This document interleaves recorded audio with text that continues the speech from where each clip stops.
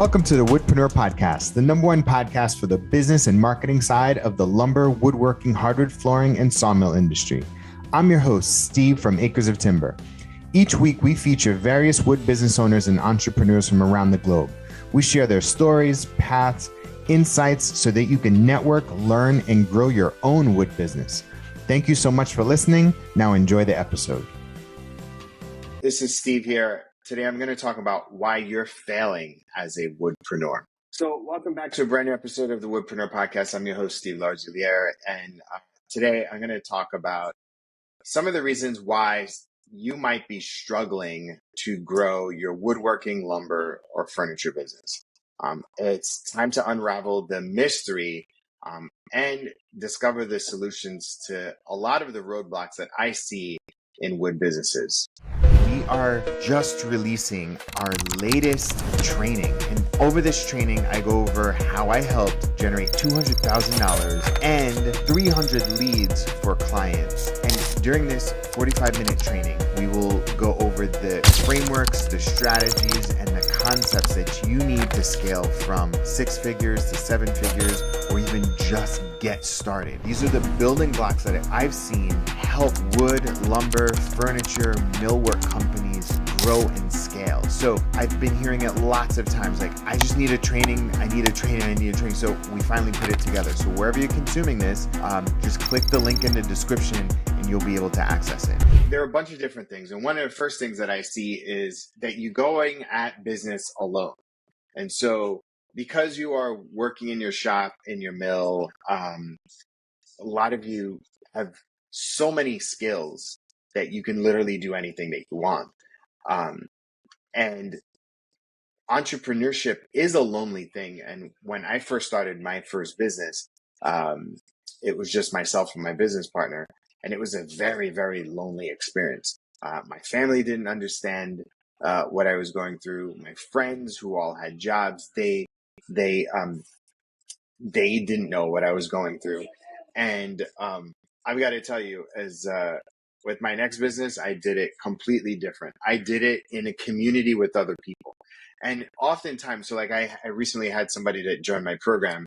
They were beginner woodpreneur, kind of just getting their feet wet. And they wanted to do one-on-one coaching with me. So I only do one-on-one coaching and for a select few people, and I charge a lot of money.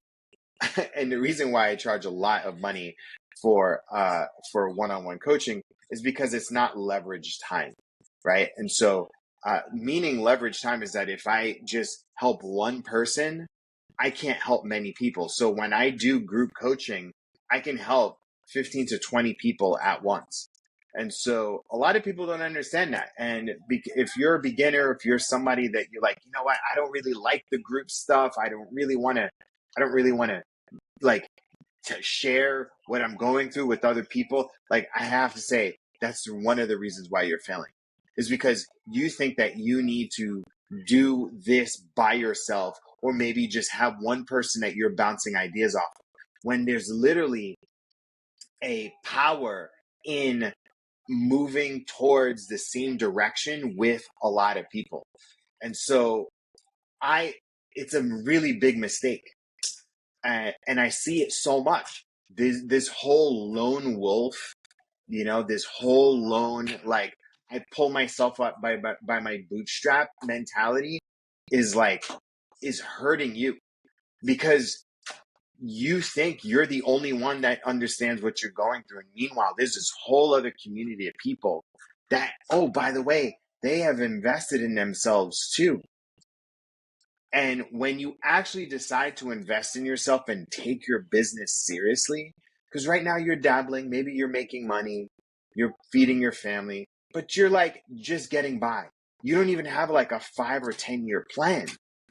And so when you get around a group of people and you really decide not to go at business alone, it literally changes your mind. You start creating new connections in your brain that you didn't think was possible.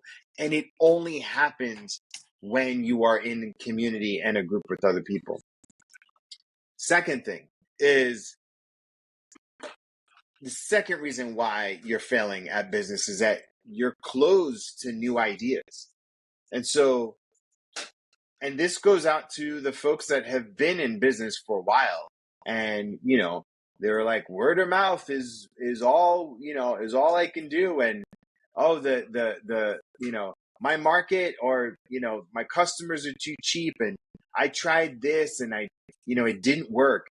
And I have to tell you that, like, that honestly, the biggest thing that gets in your way is being able to be open to new ideas. Like, you have to be open to new ideas, because if you're not open to new ideas, then you're never going to grow. If you keep doing the same thing that you've always done, you're never going to progress. So if you have gotten customers the same way, you've serviced the customers the same way, you've done pitching and you've done proposals the same way, you've done advertising the same way, that's always going to be, you're never going to grow. And so you have to be open to new ideas. And so, like, if you listen to my podcast, you've heard me say that use your personal Facebook page in order for you to grow. So if you heard me say, use your personal Facebook page, I need leads, I need sales, I don't know how to do it. And like, literally, I've said this on 24 episodes. Use your personal Facebook page in order for you to grow. And you're like, I still can't get leads, I still can't get sales. And I said 80% personal, 20% business on your personal Facebook page, because it is literally the best way for you to grow right now. And then you come back to me like, but I don't use my personal Facebook page. I'm like, well, then you're not open to new ideas, right? Like, if you keep trying to tell me, oh, I just post on Instagram and I get no engagement, get no followers. Like, I told you to use your personal Facebook page. Like, why aren't you listening? And I get this a lot. I work with so many people, and they just can't get through their head in order for them to do, like, you just need to just be open to doing something. And the hard part that I need to sort of think about or get through to you is that the same method in which you build and you make is not the same method and mindset that you need to market and do sales in your business, right? Because when you are delivering a product, it's all about perfection. And with sales and marketing, it's more about momentum. It's not about perfection. It's about momentum. And it's one of those skills that not everything needs to be perfect along the way. You just need to take action and move forward. Okay, so that was number 2, being closed to new ideas. Number 3 is limiting beliefs. So there are a lot of limiting beliefs as it relates to and mindset issues that prevent you from moving forward.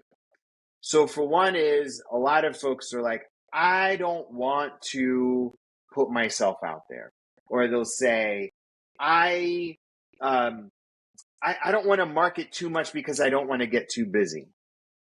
Or they'll say, I'm afraid to sort of offend people, right? Or I don't want to put my true self out there because I don't know who's there. And the other thing, one of the biggest things that I do want to say is, like, okay, people are like, I don't want to put myself out there. I like to separate my business from my personal. And I have to tell you, one is, no one truly cares about you. Everybody's stuck on their own business and their own stuff. Like, literally, everybody's consumed with themselves. So nobody actually cares about you. And also too, there's like this fear of like somebody coming after them. They're putting their name out there. Just like, actually, nobody cares. Nobody cares. That's the first thing. The second thing is, they want to separate. They don't want to get too busy, or market too much because they don't want to get too busy. Like, you're not busy as it is right now. Don't worry about a future problem. Deal with right now. Right now, you need more business. You need more sales. So why would you put a future problem ahead of you, right? And then the other thing too is like, who cares about how you feel about yourself?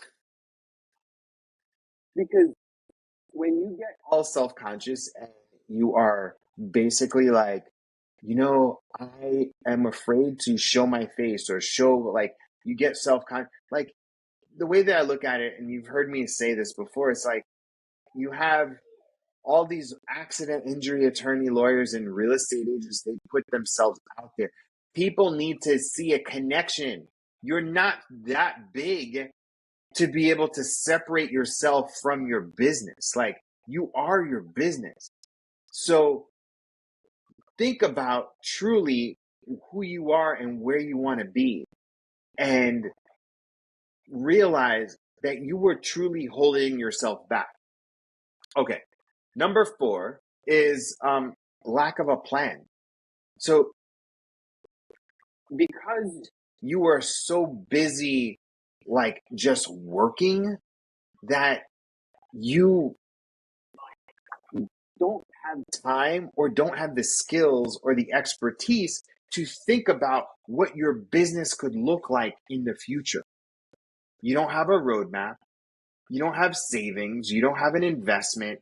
You don't have, like, and so what ends up happening is that you end up doing busy work. Like, you're milling or you're building and you're in the shop maintaining stuff. And you're like, meanwhile, you literally just need to sell. You just need to market yourself. You need to let people know that you exist. And you don't have a plan.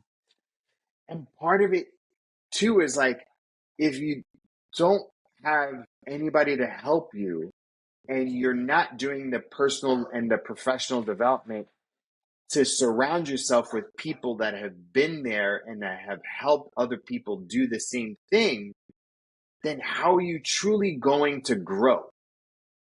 If you're so busy focused on building and making and you're in the weeds, it's going to be truly hard to, like, get your head out of the sand. And so, like, for me as a coach, so it's like, just imagine, like, I'm the coach on the sidelines and you're the person on the quarterback. You're the quarterback on the field. If you're on the field, you can't see what the other team is doing. You can't make plays. And so that's what I do. Like, I survey the landscape and know what is happening a lot across the Woodpreneur universe, right?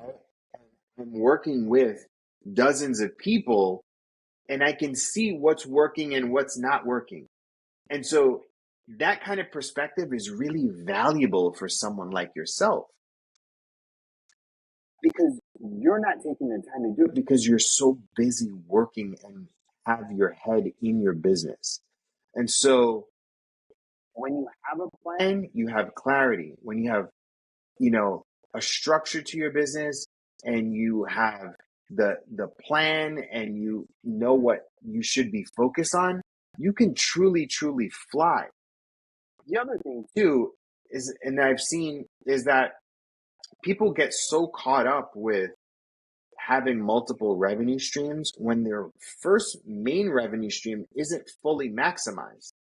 And so one thing that I would tell you is, when you have a plan, you can truly focus on growing your business to its fullest extent, and then you can add more equipment, and then you can potentially grow your revenue and sales. But without having that plan, it's going to be really hard to grow.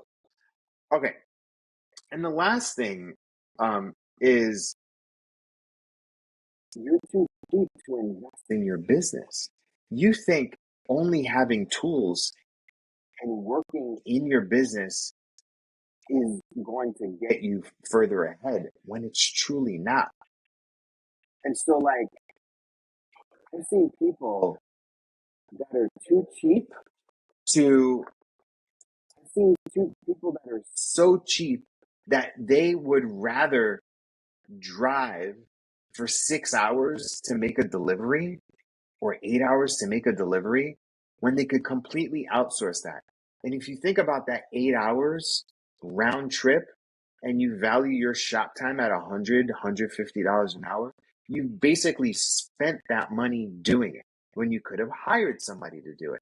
Same thing with sanding. Sure, you like sanding, but that's a low value skill. You should be focused on higher level skills. So you actually have the margin in your business, but you're focused on the wrong thing.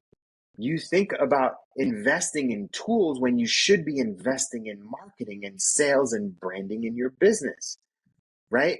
Like you use the marketing and the leverage in your brand and in your story to charge higher amounts of money for your projects, and then you get the tools. It's not the other way around. So it's like you use what you have to get what you want, but you truly have to focus on investing in the right things at the right time for your business. And so, the when you choose not to invest and you're too cheap to invest in like bookkeeping help and cleanup and somebody to do the things that you're actually not good at, like a website. You should not be doing a website. You can find somebody on Fiverr or Upwork in order to do your website, right? Like there are certain things that you're not good at, and you should only stay focused on what you are good at, because what's going to end up happening is that you're going to get burnt out, the inefficiency, the grind. And I realize that all of you are so used to hard work. Woodpreneurs work so hard, and you think it's normal when it's not. Like I had a client, he made 30 grand in a month by working less. It's because he hired the help, he had somebody doing the sales, and he stayed focused on the marketing, right? He did the marketing and he did the high-end milling, right? And so like for you, like you truly need to focus on what you're good at and outsource the rest. All right. Okay. So look, woodpreneurs, you don't have to, like, the idea of building a big sustainable business and something that provides for you and your family is not out of reach. And so like I really hope that you took the things that I said to heart and um looked and do some navel gazing, like look at yourself and be like, hey, did did did this speak to me? And I say this out of like true love and compassion, because I love the people that I work with. I love the woodpreneur community. But I felt like I needed to say this, like there's literally so much holding you back from getting from where you are. Okay, so look, I have an amazing training. It's my 200K in 15 days and 300 lead training that I did with clients. You should click the link in the bio and check it out. And if you need help implementing any marketing systems or mindset shifts in your business, book a time to talk to myself or a growth advisor. All right. I will I'll talk to you guys soon. And thanks for checking out and following and supporting the Woodpreneur podcast. Thank you.